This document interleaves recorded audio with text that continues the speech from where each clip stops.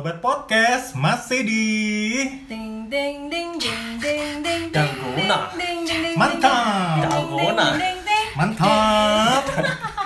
Mantap. Kita dikira programnya mantap. Mandi Metno. Selamat biar gak ngenes. Ya benar, yang hadir setiap hari Senin menemani kebersamaan Anda dan kengenesan Anda. Ya, pastinya bersama kawan-kawan. Nggak bersama kawan-kawan ya, bersama keluarga pastinya ya. Iya, di rumah aja ya. Atau sekaligus sambil menemani kalian sambil menikmatin caring di pagi hari. Oh, caring dan caring gitu ya. Benar. Ya, teman-teman, tahu nggak sih sekarang ini Sekarang iya, sekarang ini kita tuh lagi ngeri-ngeri sedep gitu loh. Kenapa? Karena kan kita tahu banyak korban tuh yang bertumbangan gara-gara corona. Yep. Ya. Tapi Tapi yang nggak tumbang juga korban ya. yang nggak kok. Iya. Nggak tumbang badannya, mungkin tumbang ekonomi. Oh iya. Status sosial gitu loh. Iya, bisa pikiran gue kemana-mana. Iya kan, Iya. nggak tumbang. Bisa jadi. Seperti kita mungkin tumbang ya. Ya, Tumbang. bukan Segala tumbang lagi deh aspek kayaknya ini sosial. tuh sudah merayap. Yang pasti Ngesot ini saudara. Glosor. Yang pasti meskipun kita tumbang, kita tuh tetap berusaha untuk menemani kalian semua biar nggak ngenes-ngenes bener. ya. Tetap happy dan Bisa ceria. menikmati kengenesannya. Iya benar. Oh iya, balik soal tumbang, kan banyak yang bertumbangan termasuk mereka akhirnya harus menghadap sang Halik. Iya. Menghadap takdirnya, guys. Iya. Metong lebih dulu ketimbang kita gitu. Nah, ini kan tapi sayangnya beberapa daerah ini menolak ketika mereka dimakamkan. Kan gimana tuh ya? Sudah hidup menderita, Benar. mati Meninggal pun mungkin ditolak. mungkin waktu sakratul maut tuh nggak bisa ketemu keluarga. Iya. Gak didampingin Nah. ya. Pingin katanya emang cuma bolehnya kan ngobrol-ngobrol, apalagi kalau yang di karantina di rumah sakit ya. Benar. Dia cuma bisa Apalagi? pakai handphone itu loh. Iya. Apa maksudnya? Video call. Ya, Video video call. call, chat. Nah, terus meninggal itu pun nggak diurus sama keluarga kan? Yep, ada protokolernya sendiri. Iya, dan akhirnya masih ditolak menghadapi penolakan. Nah, menurut kalian gimana nih? Kalau yang satu ini, Menyedihkan, menusuk kalbu. ya kenapa kok menyedihkan? Kan karena dia nggak Kalau berbeda. mungkin kalau masih hidup ya, Hmm? kayak menyedihkan banget gitu loh. Iya. Kalau udah masih berperasaan gitu loh maksudnya. Bisa merasakan maksudnya gitu loh. Gimana sih?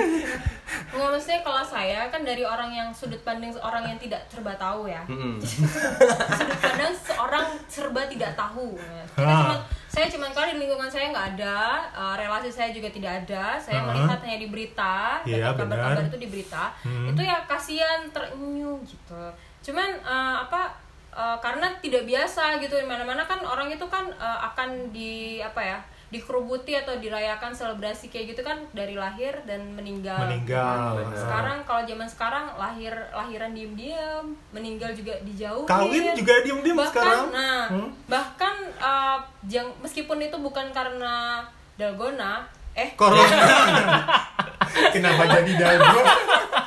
Bukan Dalgona virus. Oke, sorry ya. Itu tadi bisa dipotong ya? Bisa. Tapi ini sengaja nggak dipotong biar ketahuan. Enggak ada titilan, enggak ada. Oke, ulang ya. Oke. Ayo kita kembali fokus ya. Fokus. Anda yang fokus.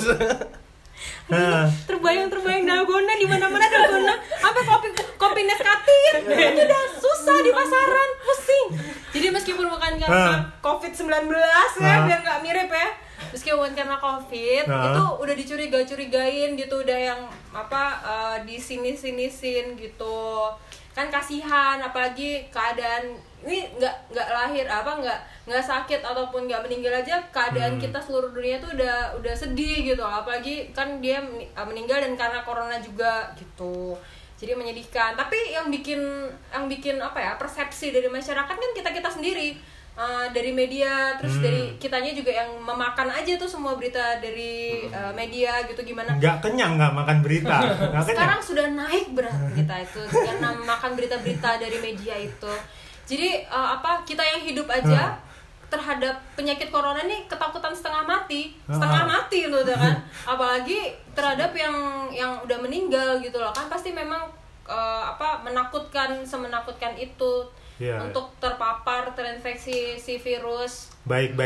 Dia menurut kamu kenapa sih orang-orang ini kok menjauhi, maksudnya menolak gitu loh, jenazahnya tak diterima di dalam bumi? rangka jaga jarak juga kalau menjauhi?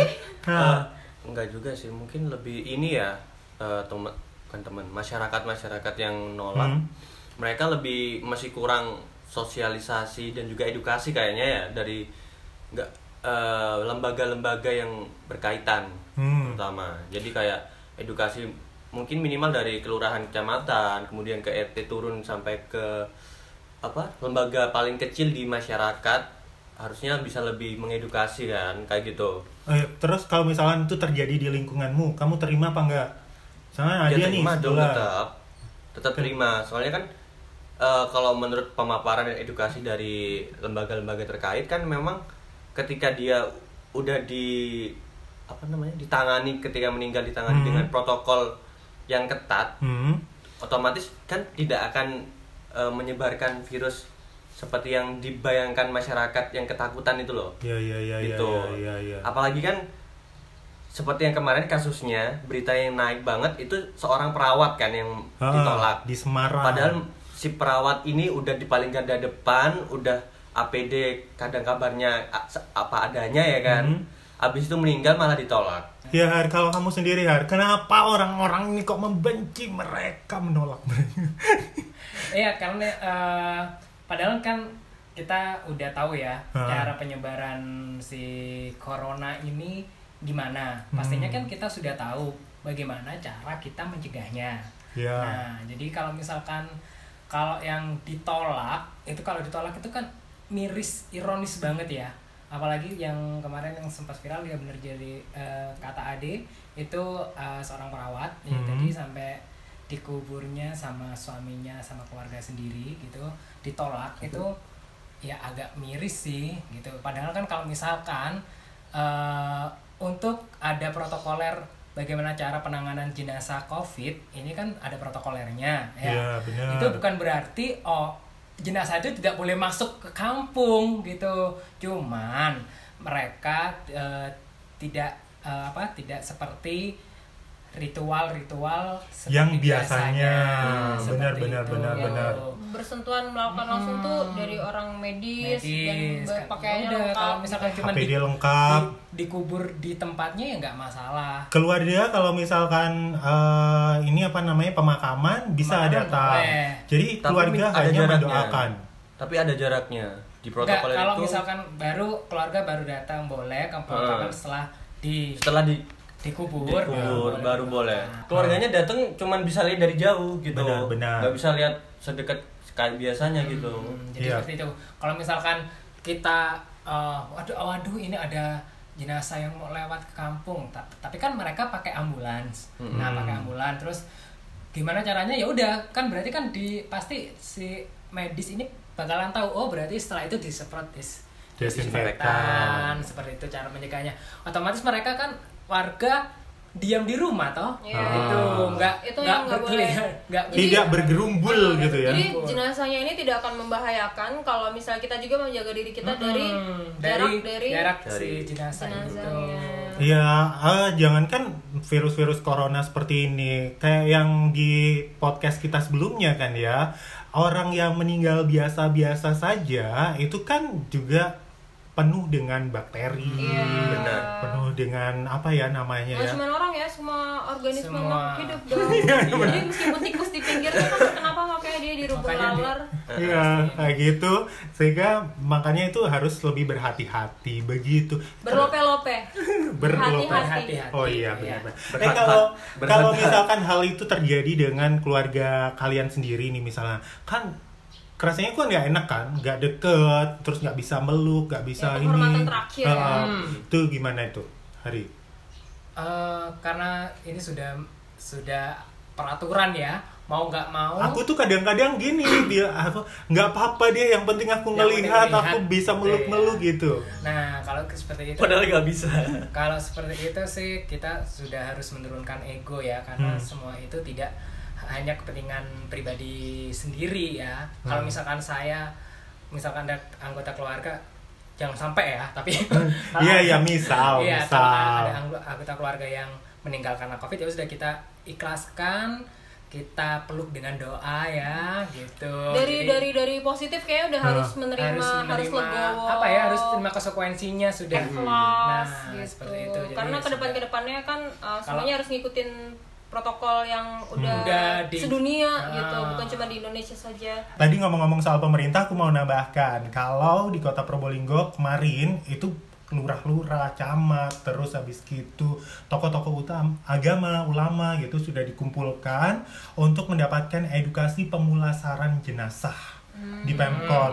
Jadi udah resmi. Jadi bagaimana nih mereka ketika mendapati, memang di sini belum ada, dia amit-amit jangan sampai ada gitu, nanti kita malah nggak bisa kemana-mana gitu. Kerja nggak boleh, bisa PSBB kan. Jadi tokoh agama, masyarakat, RT RW itu biar tahu kalau semua protokolnya maksudnya ya. Protokolnya itu dari pemerintah, mulai dari memandikan, mendoakan, nanti sudah ada orang MUI yang datang sana ke ruang jenazah dan mendoakan, jadi jangan khawatir, menyolatkan juga. Terus mengubur itu tentara dan akan dijaga. Jadi kalau di Kota Probolinggo tidak akan diharapkan tidak akan ada seperti kejadian-kejadian yang ditolak-tolak, Padang, Lumajang, Semarang dan daerah-daerah lainnya. Ini tindakan preventif dari wali kota. Termasuk juga lokasi jenazah itu sudah disiapkan tuh pemakamannya khusus di Ketapang, Kopian Barat. Jadi kalau tahu pemakaman Kristen, nah sebelahnya itu dia tempat yang disediakan kayak gitu sih. Dan kalau ada masyarakat yang macem-macem nolak, gampang, tinggal dibedil. Sudah ada peraturannya? Udah. Karena saat ini bagi siapa yang menolak itu atau menghalangi sanksinya ya. Protokol 5 tahun penjara. Wow. Gitu. Pokoknya semuanya menggantikan napi yang kemarin dibebaskan ya. Kayaknya lagi deh napi-napi itu. Setelah dibebaskan dia masuk lagi deh. Iya, ngomongin soal napi-napi agak ini ya. Agak ngeri ya sekarang ini kan ya. Kita nggak bisa sembarangan.